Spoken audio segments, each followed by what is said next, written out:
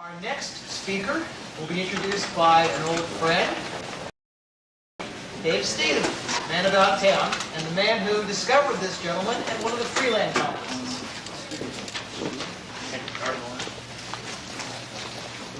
Ladies and gentlemen, as you know, this is the third Freeland conference. We have talked about starting new communities, and we have talked about starting new communities, and we have talked and talked and talked. Dagny just made a comment, I think she formulated this earlier, but she refers to the members of NATO. No action, talk only. I thought that was very appropriate. Brad Rodriguez made a speech some time ago, and he made a point along the same line. He said that in any developing area, there are three levels of activity. One is the theoretician, the scientist. So the bottom layer is the technician that assembles or uses the technology. And the middle layer is the engineer that works between the theory and the technician to bring it all together. And Brad stated very succinctly that the libertarian movement has tons of theorists and speculators and second guessers, and it has no technicians. In fact, it almost has no engineers. Now, at the second Freeland Con, I met a gentleman who pretty much fits the bill. His name is Walt Patrick. Walt and a group of other individuals operate under the name Glory Road Trading Company, and they're located in Las Vegas. Glory Road is a self-supporting enterprise. The members are not waiting for a handout from anyone. They are not waiting for a handout from government, certainly. They are not waiting for handouts from some millionaire to come along and say, sure, this is great, we're going to make $1 million. Glory Road dates back to the Atlantis Project, when there was a millionaire involved. But he wasn't really paying attention, and the project foundered. Glory Road, like I say, is self-sustaining at this time. They are operating a foundry. They do international consulting. They are involved with satellite TV, both on a small scale, simply installation, service, repair, and some other points in the development. They also do things like computer programming, welding, international consulting, and this is all from a relatively handful of people. Larry and I went out there to see them, Larry Samuels, last summer, and when we got there, we did not find a bunch of cuckoos or theoreticians or people sitting around talking about what ought to be done. We found some people that were working out of a somewhat cluttered shop, working their tails off because they were building things and they were doing things in the real world. So I suppose with that, I think it's time to chase Walt up here and have him explain some more of it.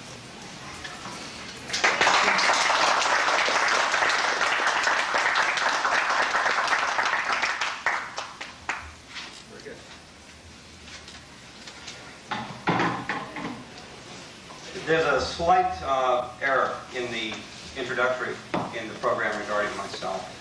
It refers to my interest in building a 50-60 foot sloop. We basically ruled that out almost 16 years ago. Our interest is in the area of megawatt generators. But there's a tremendous amount of viability involved in the small sloops. And that's what I was talking with Dave and Larry about talking about today. How this 50 to 60 foot sloop has some real opportunities for achieving a high degree of freedom for anybody now. You don't have to worry about what might happen. Right outside that window is as free as it's possible to get on the earth today. It said he is most free who retains the ability to choose.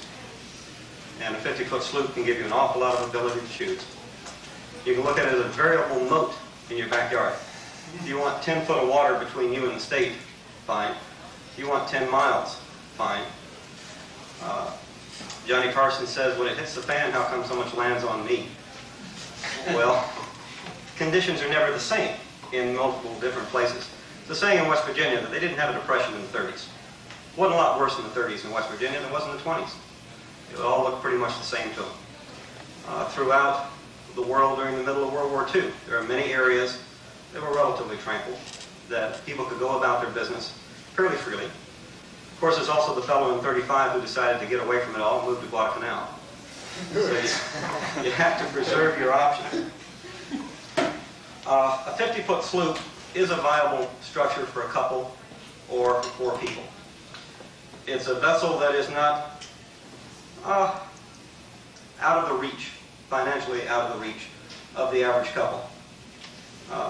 There are tens of thousands of Americans living on these sloops in the Caribbean right now. Been there for 2 decades at least. The way this evolved was through retirement plans. If you're a fireman or a teacher or enlisted military, for 20 years you'll retire on a pension. What can you do with that pension?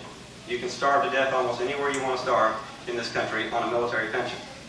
But during that 20 years, you have developed your own sloop, built it, paid for it, and you have this pension. You can go to Puerto Rico or many other places in the Caribbean and live like a king. There are tremendous opportunities there. And we know from the records of retirement checks, Social Security checks, and so on, that there are literally tens of thousands of people doing this. We were early exposed to the Atlantis Project, and a lot of the theory in our organization comes from Spencer McCollum, and we're deeply indebted to them. But much of what Atlantis was about comes under the heading of service industries, secondary operations based upon the economic activity of another nation. Tax evasion comes into this area. A lot of people talk about, let's hold a casino out there, let's get gambling out on a ship. Well, gambling basically involves tapping the financial productivity of another community. Vegas does it really well. Without California, Vegas would dry up and blow away. So it's a real opportunity there to do it, but is that enough to build a foundation for a society? We at Glory Road share the conviction that the destiny of mankind will only be achieved when we move into space. It's got to be done. But the issue is, how do we get there? How do we fill in the blanks? We see the ocean as a real possible way to do that. We are concerned, you all know the joke about how many libertarians does it take to change a light bulb. The answer is that none, the free market will do it. Well, we're interested in that contract for changing light bulbs and handling the sewage and providing electricity and the fresh water. We look at the ocean as a real estate development. We see it in the desert all the time. You've got a lot of land in Nevada, but the land is not viable without fresh water, without transportation, without a way to earn a living. All the utility support structures have to be in place before you have a society. And that's what Glory Road's about. We do a lot of things. We have the only steel capabilities in southern Nevada. We do handles for NATO, so I guess we're in trouble with people who object to working for the government. We do many components that get us into many things. Our effort is to see that they lead us as close to the sea as rapidly as possible. But to get back to the 60-foot sloop, there are a lot of ways that an individual can aggressively go out there and use that format to achieve a high degree of freedom in their own life. Now, first off, you got to pay the bills. So how can you do that on a 50-foot sloop? I know a fellow that has a couple welding devices on board his vessel. He goes into any harbor where there's an accumulation of ships, and there's always people needing this welded and that fixed. You can do the same thing from cabinetry and so on. One of the real areas of great ability for those people who have technical ability, and most libertarians do, is in the installation, repair, and marketing of electronic devices for ships. There is a boom going on out there. It is now possible for under $10,000, you can set up a structure on your ship that will know the surroundings for 30 miles. Will know its location within a couple hundred yards. Will know the water under its keel to inches. Now, if you've got all that data, any fool can basically wander around out there pretty safely. But that takes people to install it, people to maintain it, people to sell it. You say, how do I get the technology of how to do this? Well, the companies selling these products are vitally concerned about getting people to install them correctly, service them, keep them running. So they'll train you. All you got to do is show up. They're delighted to have somebody who can become a qualified technician in a short range of radar or depth finders on the significant equipment. It's a real growth industry. In repairs, you go to the Caribbean, it's like backing up a century. There's a tremendous amount of electronic equipment down there that needs help. And it's just almost a natural. You walk into a harbor and, hey, the word goes out. There's somebody here that can fix this stuff. So it's just like a guaranteed income structure. But that's kind of technical. There are a lot of things that you can do that are non-technical. Let me just sketch some of them. Let's say you've got a 50, 60-foot sloop. Well, the area of charter. One of the concepts of Glory Road is we want to avoid vested interests every way and any way we can. And one of the vested interests is on fishing. One of the vested interests is on contract hauling. These things you get in a lot of trouble for. But if you get subtle about it, there's a lot of interesting things you can do too. For example, let's say you don't have the technical interest or savvy to repair electronics. Well, if there's any career that doesn't require much in the way of material, it's got to be teaching languages. The problem with learning a language is getting isolated from your mother tongue and getting immersed in the environment of another language. Well, a sloop's a good way to do that. Go on a 5, 6-day sail. Let's say you wanted to learn French for some reason. To have the VCR movies in French, tape-recorded radio stations in French, French magazines. Everybody spoke only French for 6 or 7 days. You'd receive a remarkable increase in your competency in that language. Well, that's something that a 50, 60-foot sloop could do to make its living. That does not require a lot of technical savvy. Dieting. The first 5, 6 days are tough. And if you're 10 miles out, you're not likely to run to the 7-Eleven. One of the really depressing things about the state of the country is that we're in a place where it's a viable advertising campaign to say that freedom is something you get at 7-Eleven. That strikes me as a terrible statement on our culture. In the area of, for example, just take kids out on a camping situation. Take teenagers out to sea for 5 days. You can even have a multi-tiered rate structure where you charge so much to bring them out and so much if you didn't bring them back. There are a lot of options you can do it. In the area, let's say your interest is in trading. Let's say you've got a wandering lust. Well, go up to Alaska. The cost of living in Alaska is high. But if you show up in cannery season, wages are astronomical. They need people desperately for a short period of time. Your cost is low. You've got a place to stay. You've got food on your boat. You've got your own clothes. Just pull up beside the cannery and work for 6 weeks. You can put away enough money to live for a year. So you work 6 weeks in Alaska. You head off, you go to Hawaii for the rest of the year. That's tough. And there are a lot of options you can do in that area. Wandering into an area and deciding what is purchasable here and what's marketable over there. The flexibility is the issue here. A monstrous degree of freedom is available from that route. Now, I'd like you to consider that the more people who opt for this option, the greater the market base is. Certainly for Glory Road with our real estate developments out there. But for anybody else that wants to have people acting independently, in their own interest, with great diversity. It's got to help us all. I'd also like to talk a little bit about how the ocean is the perfect step toward the habitization of space. I'd argue that the issue is not the technology of moving into space. It is the sociology. We've got to modify human nature itself to a point where it can survive the intermediate stages of getting space operations in place. It's tough. Let me describe what Moses went through. He lived in the utopia of its day. People say America is the greatest country on earth. Well, they would have said that about Egypt in the day of Moses.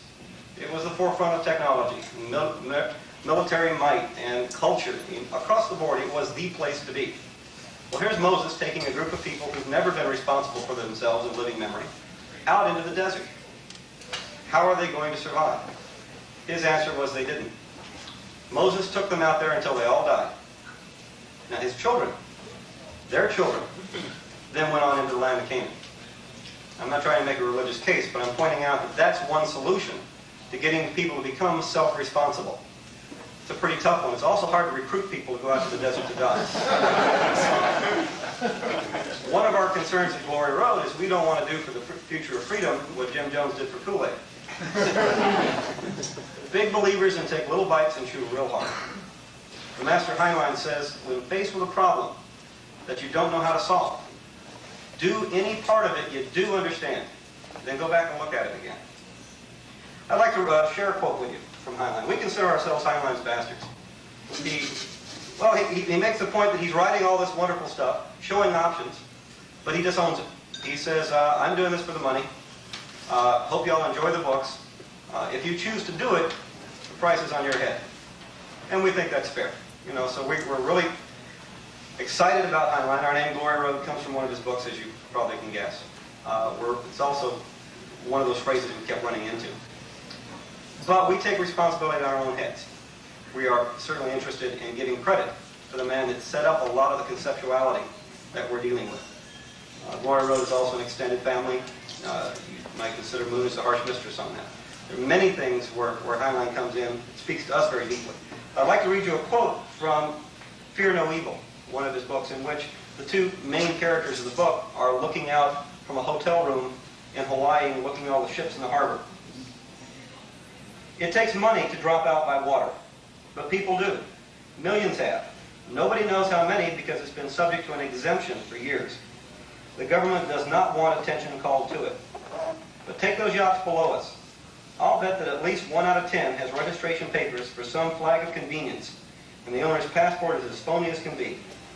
He has to be registered somewhere, and carry some sort of passport, or the Coast Guard, wherever he goes, will give him a bad time, even impound his craft. But if he takes care of that minimum, he can dodge almost everything else. No income tax, no local taxes except when he buys something. Nobody tries to force his kids into public schools. No real estate taxes, no politics, no violence in the streets. No matter how much fish he eats, though, he has to touch land occasionally. He can't play Vanderdecken. Only a ghost ship can stay at sea forever. Real ones have to put up on the waves at intervals. But it is closer to that antithetical combination of peace and freedom than is possible on land. We're so egocentric, we call this globe the Earth. The majority of it's water. This is a big revolving aquarium. Isn't it somewhat presumptuous to talk about heading into space when we really don't even know what the majority of our world is like? Consider how much in space is fundamentally necessary to be obtained in space. If we're looking for resources to exploit, we've got them. If you're looking for ways to get out of the sight of government, I would argue that the South Atlantic is a lot more who cares than one of the L5 points. If you consider the volume of the ocean, not just the geographical area, but the volume, because underwater vessels can exist at many different levels in that strata. The amount of space there is awesome. If you're worried about resources, the ocean's got them. If you want, much of the thought of spaceborne technology has to do with the use of solar power as a primary energy source.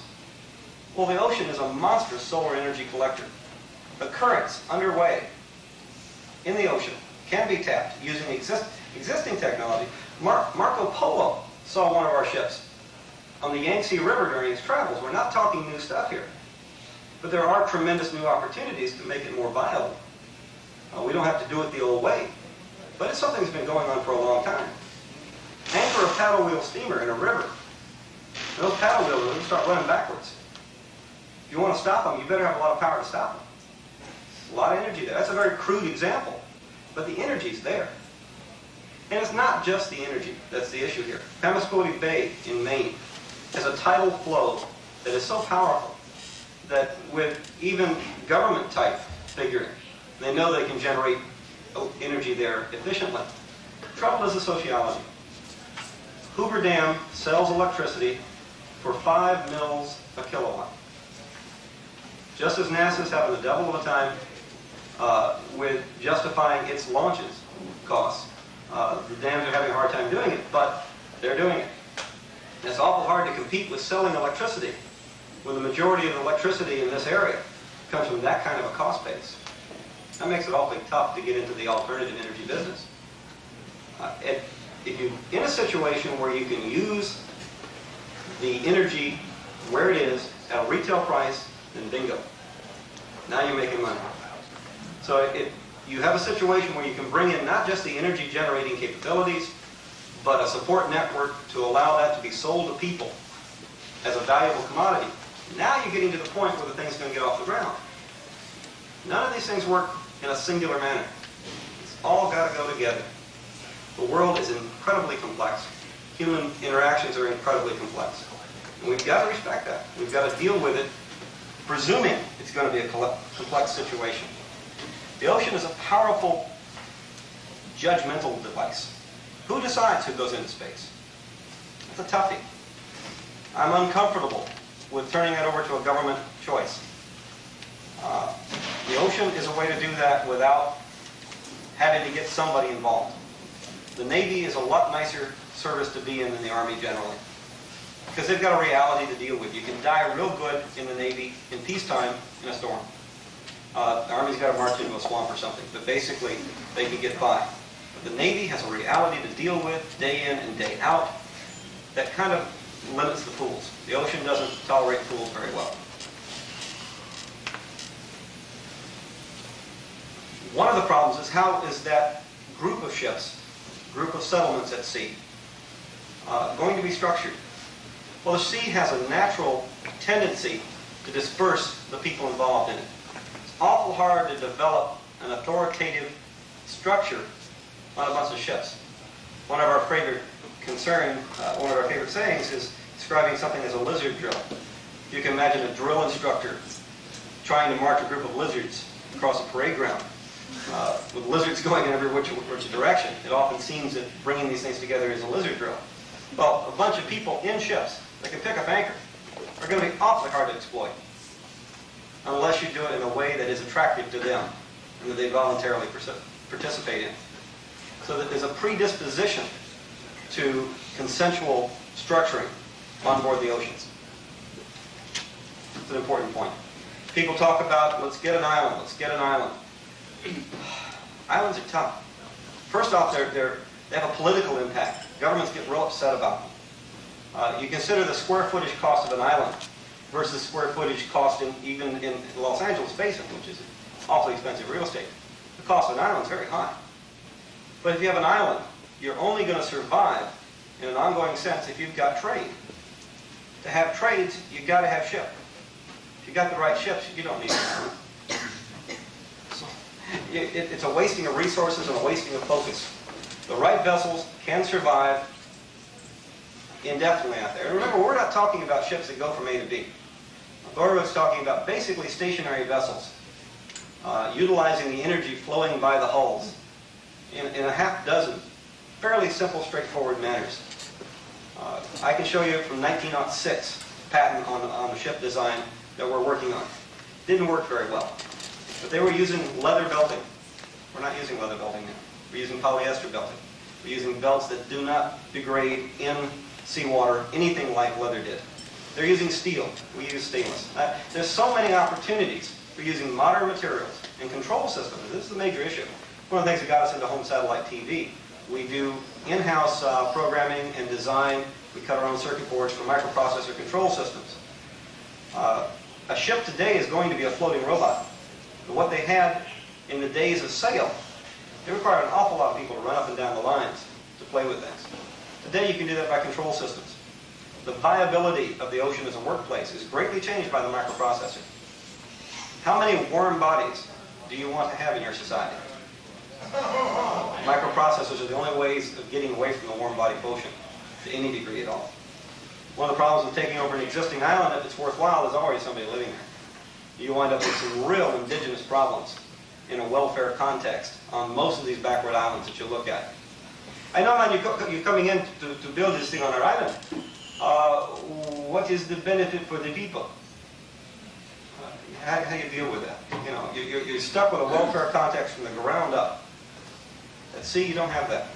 You have contexts that preclude the carrying of vast numbers of worthless people. It's a way to start over again and get on with it. You notice in the title it talks about floating confederations. We're not shy about using the term Confederacy. I often feel like an ambassador from Eurasia talking to people of Oceania, explaining that we've not always been at war with Oceania. It's like a newspeak situation. How many people, the Confederacy in this country is deeply associated with the Civil War. Amazing how many people here sit here and hiss the government, but basically accept the government's story about what happened in the Civil War.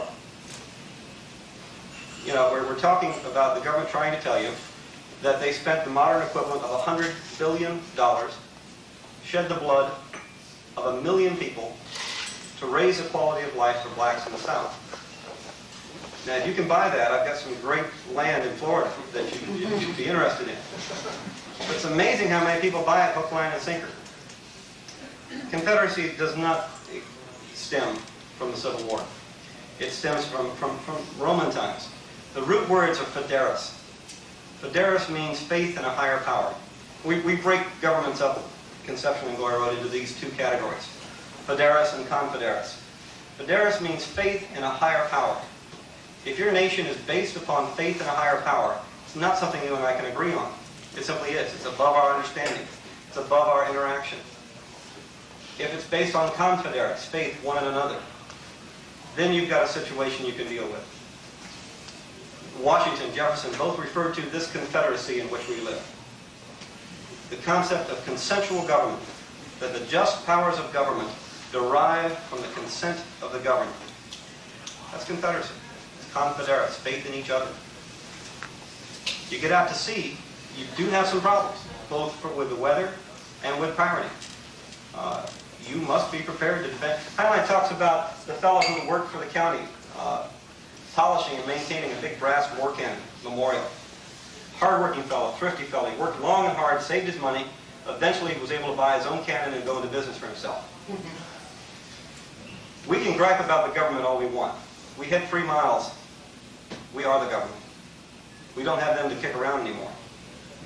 So it behooves us to consider under what circumstances. Consider this. Let's say you have a ship and I have a ship. Okay, I agree that when you sleep, I'll watch you. And you agree that when I sleep, you'll watch me. We have entered into a conspiracy to use lethal force at that point. I think it behooves an honorable man to say, under what conditions is that lethal force going to be used? Another thing, let's say we get half a dozen of us here, and one of us decides he doesn't like the Coast Guard, just feeling hot that day, and fires a rocket off at him. They're going to blow us all out of the water. There are tough issues that we've got to recognize and deal with here. Confederacy, in our mind, is the only acceptable term. A clear understanding that the authority of our society is based on the consent. Now, any society that allows the right of contract and allows the right of egress will get no gripe from us. That's all we really care about. If it's based upon the voluntary joining together of people, and they're free to leave when they want to, can't get too bad. We want to get on with more important things. We want to get on with building the base of ships and production that will allow us to, one, be secure. That has to do with critical mass in an economic sense, and we want to get on with that. Another thing that ships allow us to do is reverse a trend in this society that we would identify as horizontal versus vertical. To survive in the Los Angeles market, you've got to do something very, very well. A machine shop will specialize in screw machine work or computer-controlled lathe work. A foundry will do one type of cast iron. You're talking about extreme specialization. Don't work on the frontier. In the frontier, you've got to have jack-of-all-trades who are capable of doing whatever needs doing when it needs doing. That's a tough trend to reverse, and to do it economically and profitably. People say, why are you building ships in Las Vegas? Well, while it's true that there is no such thing as a free lunch, in Las Vegas we've got some great buffets. If you can't survive in Las Vegas, you have no right to talk about desiring to be in a free country. We have got round-the-clock booze. We got if you cannot handle freedom, we want to know it as quick as possible. And we find out real quickly when somebody comes to get involved with our operation whether they can handle it or not. I mean, it's just a little bit. What's going to happen when Solzhenitsyn says if this happens when raindrops of truth start falling? What will happen when waterfalls of truth come down? Now, if you can't have a little bit of freedom, what's going to happen when it's nothing between you and what you want to do? Let's find out. There's a lot of interest that everybody, we're a species of intense curiosity. There's a lot of things you have an interest in. The concern is, do you have a sustaining interest? Is this something you're willing to do? Let's take it in little steps. Let's find out if it's something you really want to do with a major portion of your life before you get an investment that it would hurt you to back out on. Let's take little steps. Let's find out. The development of verticality. We have a foundry. We have computer-controlled machine shops. We introduced computer-controlled plating to Nevada. We've done millions of pounds of nuts and bolts. Almost every structure in the state that's been built in the last 10 years has got parts that we processed in it. These are applications that, one, get us interested in a lot of new technology. We've sold the plating now recently, but we're moving in other areas. The home satellite field, we feel, is one that we can exploit well. So a good opportunity in Las Vegas to learn how to do a lot of different things. We're in the middle of 6 junkyards. We've got a 5,000-foot facility there, surrounded by 6 junkyards. Las Vegas scraps 50 cars a day. We buy metal cheaper than you do in LA, because they got to haul it to LA to sell it. They'd rather sell it to us. So we're in an ideal position there to develop a national market on these items. It costs a lot to set up an alternative society. One of the ways to do it is to exploit the resources that are thrown away by the existing society. Much of the early launch vehicles retained a lot of their structure from salvage and surplus components. Well, one man's garbage is another man's resource, and it's there, both in people and in materials. We are dumping how many tons a day of garbage off the West Coast? What a sad resource. The major thing that a society in space is going to have to do is recycle. Recycle their waste, recycle their air, recycle their water, recycle almost anything. They will not be able to afford to throw away. We don't feel we can either. Any system that works has got to work on a whole series of levels. You've got to be able to market it from many ways. And protecting the integrity of the ocean is not a bad one to go with. The tons of resources abandoned in the Pacific on a daily basis by the West Coast communities is a tremendous feedstock in operational. But again, like the power in Pamuskoti Bay, you got to put it to use. One of the real advantages we have at sea is almost unlimited hydraulic compression power. The other is tremendous amount of cooling. Well, you sit a chemist down and say, okay, given garbage and given free power and free cooling, what can you do? Well, it turns out there's an awful lot of stuff you can do. The Germans in World War II invented a lot of interesting processes, or at least brought them into operation. One of which was taken over by Union Carbide and developed into what's called the Purox process. Basically, it's the pyrolytic degradation of carbaceous garbage, breaking down with heat, trash, to generate what's commercially called water gas, which is hydrogen and carbon monoxide. These two gases, compressed at 3,000 psi, condense into methanol. Methanol is it's paint thinner. It's used in lead-free additives for gasoline. It's a diesel fuel additive. It's a lot of good things. It's a nice starting block for stuff. So the existing situation to take the garbage being dumped out there and turn it into lead-free gas is straightforward. And the consumption of lead-free gas is infinite. But in the context of what we're trying to do, it's infinite. The other thing is the same reactors will make ammonia very nicely. You take ammonia and you oxidize it, you get nitric acid. You take ammonia, you dissolve it in water, you get ammonium hydroxide. React the two together, you get ammonium nitrate, which is fertilizer. I'd argue that it's one of the most valuable commodities in the world. They were talking about feeding, the moon feeding other nations. Let's ship them the fertilizer. It's a tremendous stabilizing issue. If our ships are perceived as destabilizing the local economy or situations, we're going to be in trouble. But if we're feeding people, it's a whole other attitude. If we're running guns or running drugs or something else, they're going to blow us out of the water. Don't forget the example of the gambling ships off California. They were international waters. The U.S. government came out and gutted them. Had no right to do it. Big deal. There's a great line in Jesus Christ Superstar when he says, "We are occupied. Have you forgotten how put down we are?" Glory Road totally rejects the concept of armed confrontation with the United States. We want to stay out of their way. We want to get on with what we're doing. We just want to go to space. That's got to be remembered. The game plan of Glory Road. We've been in Las Vegas now for almost 10 years. We have developed a crew capable of following through with technological developments. We have induction-based melting. We do a lot of interesting things there. But we also do the support structures in accounting and so on. We've been making good money. We've been growing at a steady rate, adding about one person a year. We're ready now to move up to the Columbia River. We did a long look at the Fraser River in Canada. Turned out Canada would be real happy to have our equipment, but the thought of young, aggressive, hard-working Americans moving up there upset them. Their attitude is if you go on welfare, they'll have to support you, and if you go to work, some Canadian's going to lose a job and they'll have to support him. So they basically don't want a bunch of people up there that are aggressive. So the Columbia River looks like the most opportunity. Imagine putting a paddle wheel steamer on the Columbia River. I mean, we're talking little steps, progressively, steadily moving along.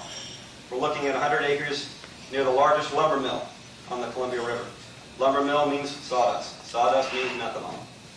The resources are there, the power is there.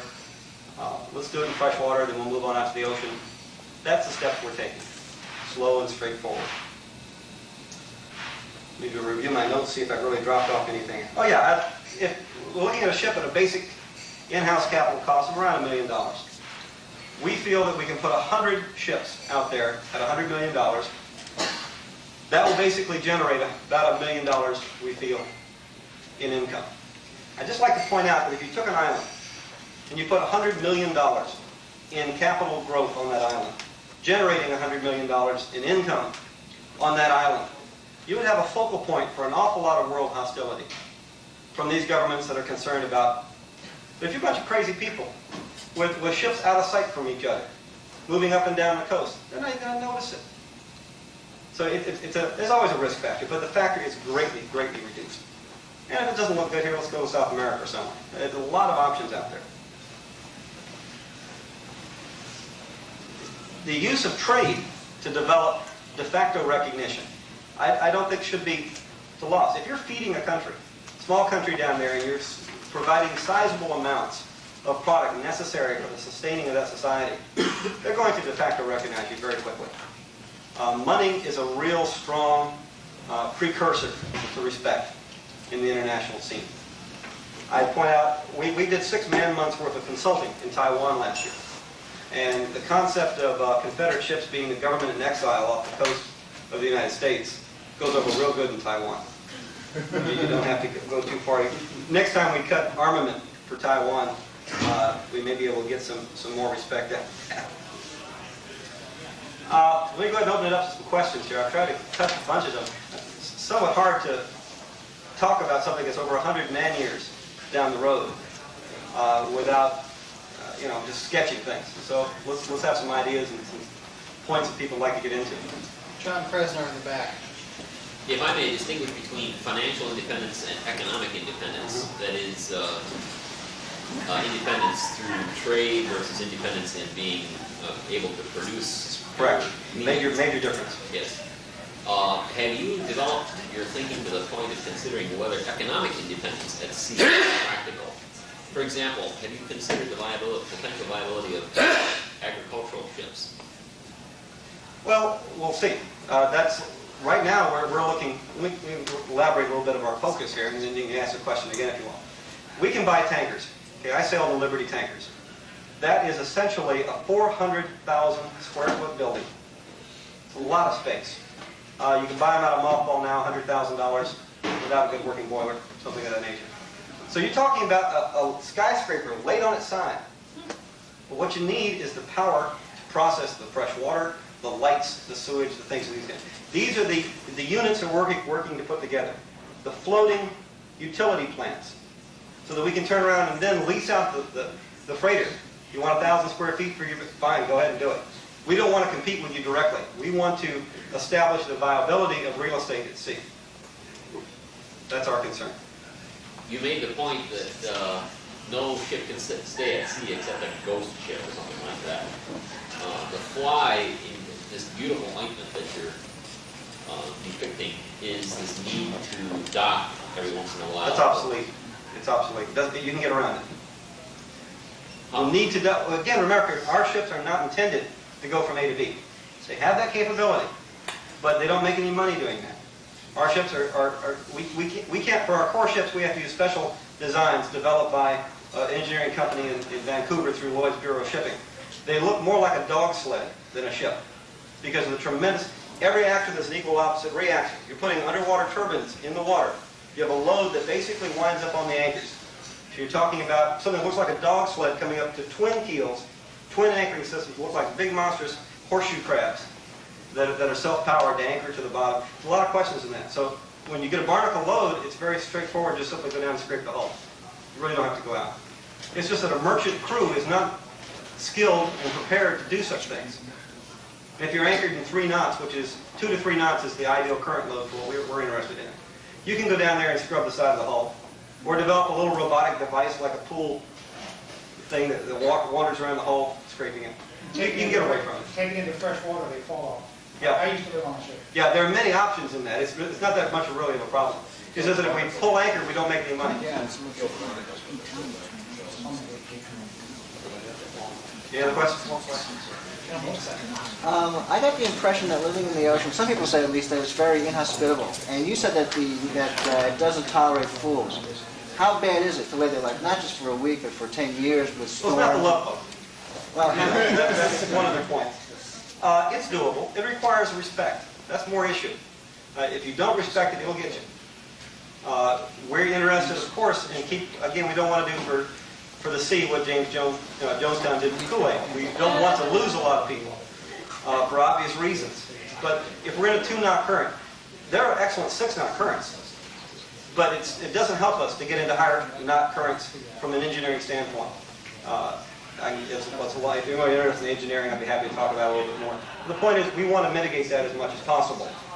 But how many people in the average world out there can see themselves living in a space station? But the average person can kind of conceive somewhat of living on a boat. That is a step that people can make in their minds. And if they can't visualize themselves doing it, it's not likely they ever will. So it's steps that can be done. Now, whether you go underwater, I mean, there's a lot of options. We don't have the truth. What we're trying to build is a good way. And let reality sort things out. As long as you recognize the voluntary right of contract, and you recognize the right of a person to get up and leave, we got no gripe with how you want to run your stuff. Run your ship as you see fit. The ships are natural dividing units for people who they don't like in this community, they go over there to that one. It's a lot of options. Gentleman in the corner was next. Sure. Could you talk just a little more about the California gambling booths? I hadn't heard. The theory was that if you're outside international limits, outside territorial limits in the water, that you're free from it. Justice Earl Warren, and I'm sure you've got other people that are more familiar with that than I am. But the bottom line is they went out and smashed the gambling capabilities. One of the reasons for our interest in the Confederacy and our adhering to it is to get it across to people that we all lost the war 130 years ago. President Davis of the Confederacy said, when the cause was lost, what cause was it? Not that of the South alone, but that of constitutional government, the supremacy of law, and the natural rights of man. I mean, we all lost that war 130 years ago. The government established its ability to rule at the point of a gun without question. And a constitutional defense for something is an admission of idiocy. When did it happen? What happened? The California... In the 30s? Yeah, please elaborate. I've had a little bit of study on this. Basically, situation where in those days they claimed 3 miles, and they said, well, like, if you go on a British registered cruise, they open up the casinos when you're outside 3-mile limit, or whatever the particular country is. And they also keep the bars closed while they're in port because they're selling it below the local market prices, incidentally. And so they said, well, gee, we'll go out and we will set up these gambling ships. We will set, and these are international waters, and they will not harm us legally. What they did is they began harassing the people that were taking them back and forth. and this is how they made it illegal for an American citizen to carry passengers to these ships, and they harassed those. So basically, if you're doing something, it's the old thing. If you're doing something unpopular, and enough people are against you, the government is going to repress you. You know, you're not going to be able to, if you go 201 miles out and start Joe's heroin supply, I assure you that some way will be found to get you. I'd like to elaborate. Holy Canaro was a wheeler dealer and entrepreneur. He had two ships. One was called the Gambling Shipwreck, which started in 1942 and lasted for 3 years. He had water taxis going from San Pedro and Long Beach out there. Basically, he had a perfectly free ocean enterprise going. He was getting his supplies, people there and working shipyard and everything was going out there. What they did first was they declared that the water taxis were unsafe. That was the pretext first.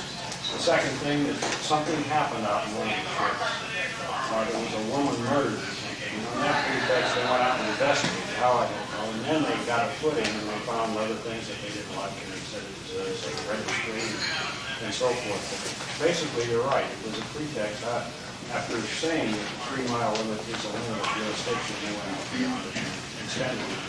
But right now, we're extending it to 200 miles, so really... I'd point out that the development of that limit was originally the range of a cannon shell. Yeah. And they got long range now. Originally a spear. Yeah. John in the back. See if I can remember. Oh, yes. If you're selling and installing electronic gear for ships, as you suggested earlier in your talk, can you, as a practical matter, wind up doing that without paying protection money to, say, the IRS? Sure can in Caribbean. You didn't say do it in this country. So this is true even if you're Well, again, you servicing... have all the advantages of being, first off, a privately employed person, self-employed person. That's a biggie. Secondly, your ship must be manned 24 hours a day. Therefore, your rent is not a benefit to you. It's a necessity of the business. So, and you have to eat. You can't very well run ashore to do that. So suddenly your rent, your food, your uniform, you get down, you start your health plan. You're getting into an awful lot of things that are non-taxable at that point. So what's the, I mean, ultimately you come down to, if you pay somebody $50 a week, that's $2,500 a year. That's basically you've gotten out of taxes without making a big deal of it. And you have a choice of how many months a year you work. You can pack up and take 4 months off and go over yonder and die for lobster if you want. The point is you're taking control. He is most free who retains the most choices. And you got a lot of choices that way. That's all. Joe. This is not a joke. What about piracy and your right to defend against it? Piracy does occur, especially in the South Pacific. Absolutely. And also, not so much this year, but in the last few years, Cuba has been playing some fun games in that area. So what can you do? You don't have the right to protect yourself, do you? Well, you'll have to, each person out there has to make some choices. It's just like carrying a gun through New York. There's some tough issues there. What is the right of self-defense? And it's basically what the law decides is acceptable. First off, if you're dead, then there really is not a lot of issues, so I'd argue on self-defense as strongly as possible. One of the real problems, a lot of people advocating gun ownership in this country amuse me from the standpoint, if you've got a 30-30 and they've got an M16, I'm going to tell you who's going to win. A semi-automatic versus an automatic is no game. So as long as you're not allowed competent equal weapons, it really doesn't matter a whole lot what you got. So that this Heinlein, again, getting back to the master in so much of this, in Tunnel in the Sky, he goes into the concept of every weapon you have is a point of vulnerability. Tough issues here. Each person has to decide what their commitments are, how far they're willing to play the game. And one of the values of the C aspect of it, it forces people to recognize those choices and start taking responsibility for it. So that's why it helps evolve a society of people who are ready to go to space from those ships. Danny, you were next, I believe. And we'll take one more after Danny. Yeah, I was just wondering what is the, let's say I want to get a 50, 60 foot sloop for my home and whatnot. What's the best way to go about that? Build one, buy one, and what steps lead up to that? Practical. Great question. Great question. You find some guy out here, and you can call him a shipbuilder. He's building his own ship. He's doing everything. He's laying the keel, and he's doing the wiring and making the sails and everything else.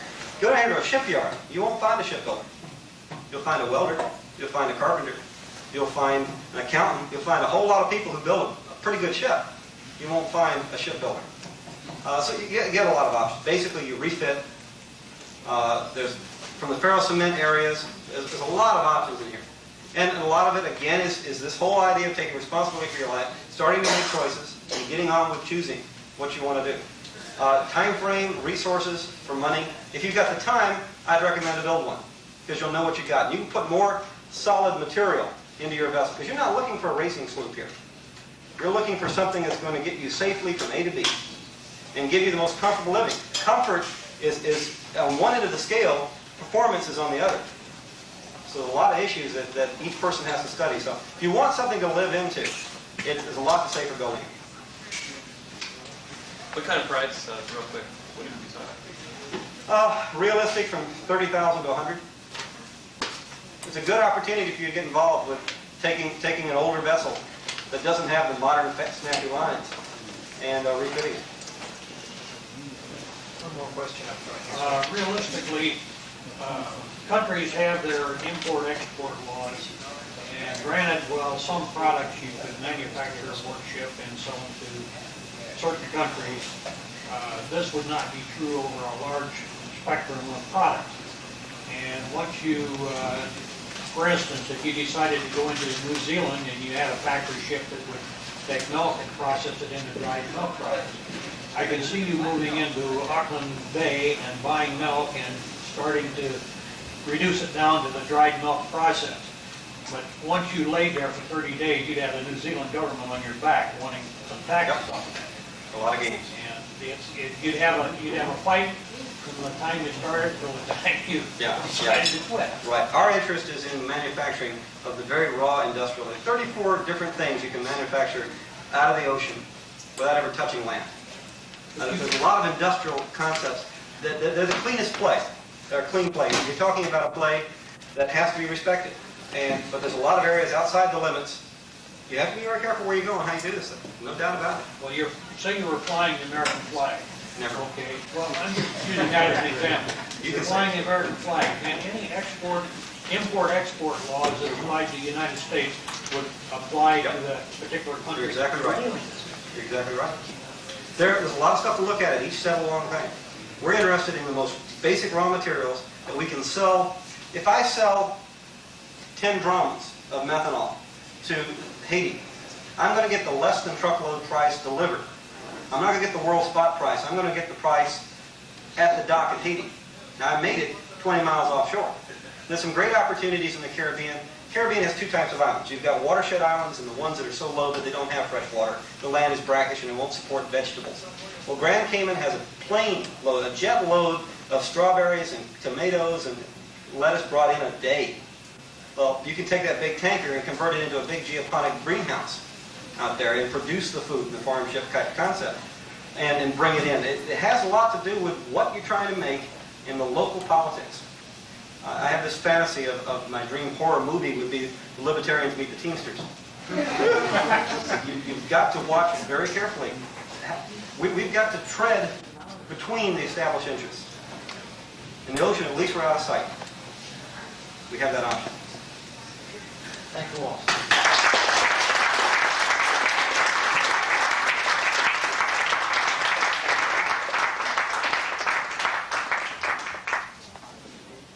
Thank you all for that extremely entertaining talk.